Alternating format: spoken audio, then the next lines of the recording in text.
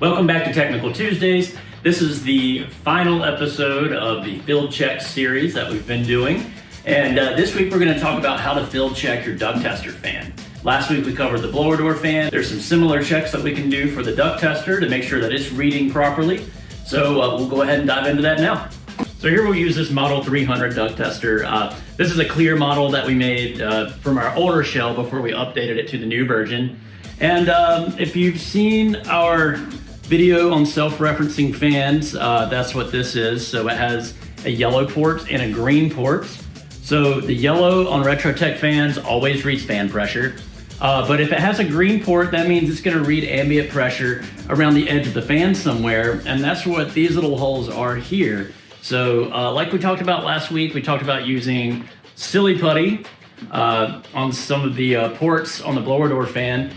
This is also appropriate to use for the DucTester around these ports where the green port reads pressure here.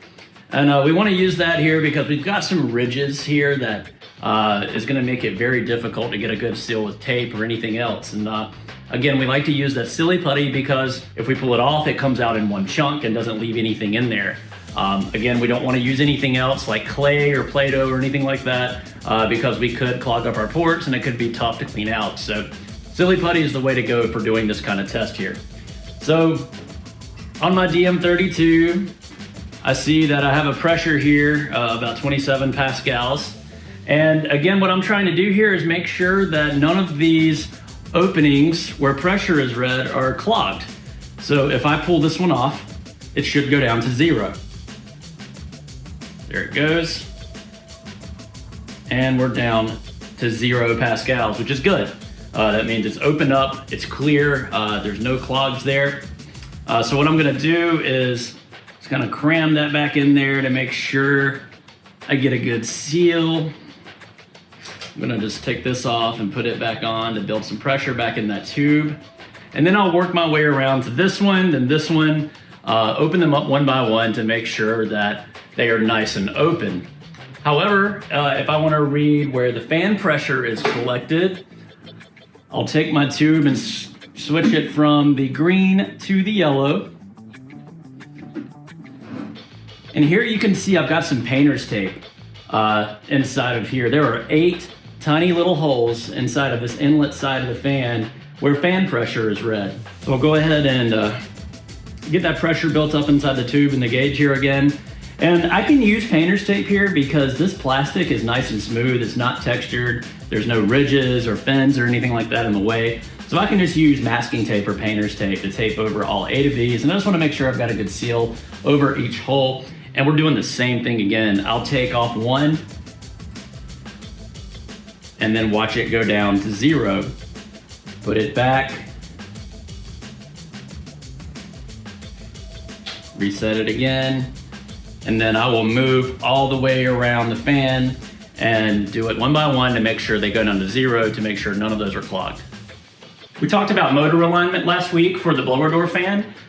For this fan, since it uses a impeller built inside of here, it's a centrifugal blower, there's not really an alignment test you can do, but it's actually pretty easy as long as you don't hear anything knocking around in there, as long as you don't hear that impeller rubbing up against something, it's good to go. So just turn it on, if it sounds normal, then we know that impeller is right where it needs to be.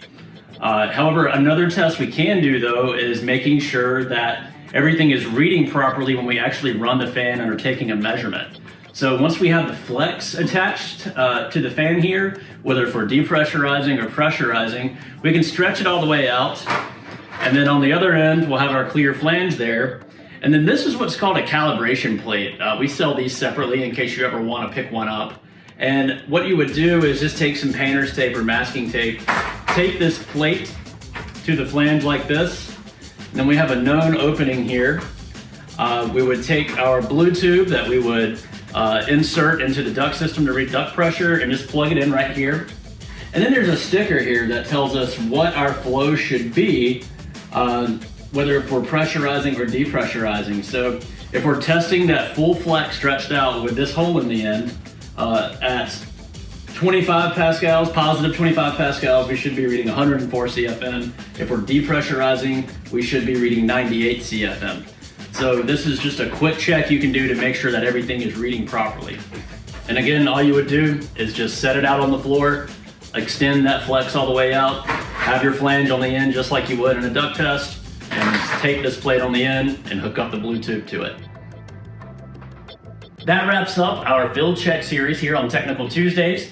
Catch us back here again next week as we explore a new topic, and thanks again for watching.